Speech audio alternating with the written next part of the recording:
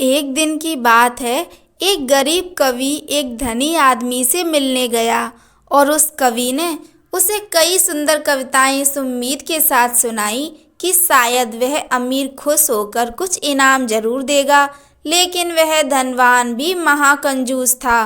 बोला, तुम्हारी कविताएं सुनकर दिल खुश हो गया। एक काम करो, तुम कल फिर आना, मैं तुम्हें खुश कर दूंगा। कवि ने सोचा, कल शायद अच्छा इनाम मिलेगा। ये सोचकर कवि घर पहुंचा और सो गया। अगले दिन वह फिर उस धनवान की महल में जा पहुंचा। वह धनवान बोला, सुनो कवि महाशय, जैसे तुमने मुझे अपनी कविताएं सुनाकर खुश किया था, उसी तरह मैं भी तुमको बुलाकर खुश हूँ। तुमने मुझे कल कुछ भी नहीं दिया, इसलिए मैं भी कुछ नहीं दे रहा। हिसाब बराबर हो गया। यह बात सुनकर कवि बहुत दुखी हुआ। उसने अपनी सारी बात एक मित्र को सुनाई और वह मित्र बीरबल का भी मित्र था। उसने ये सारी बातें बीरबल को बता दी। यह सुनकर बीरबल बोला, अब जैसा मैं कहता हूँ वैसा करो।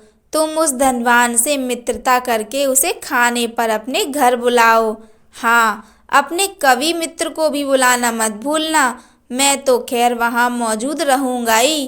बीरबल की योजना अनुसार कवि के मित्र के घर दोपहर को भोज का कार्यक्रम तय हो गया।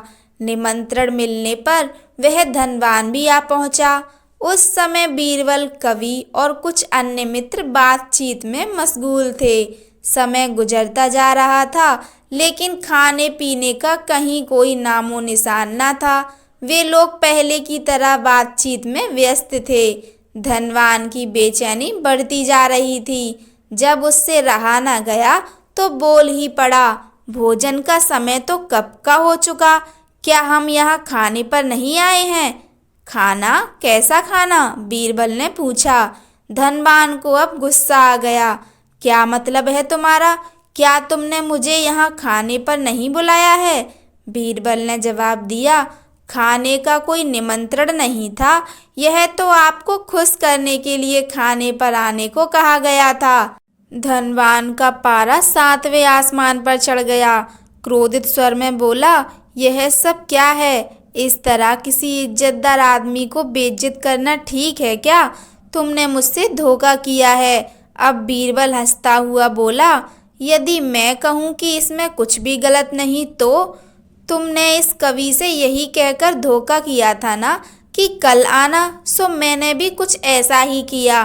तुम जैसे लोगों के साथ ऐसा ही व्यवहार होना चाहिए। धनवान को अब अपनी गलती का आभास हुआ और उसने कवि को अच्छा इनाम देकर वहां से विदा ली। वहां मौजूद सभी लोग बीरबल को प्रशंसा भरी नजरों से देखने लगे।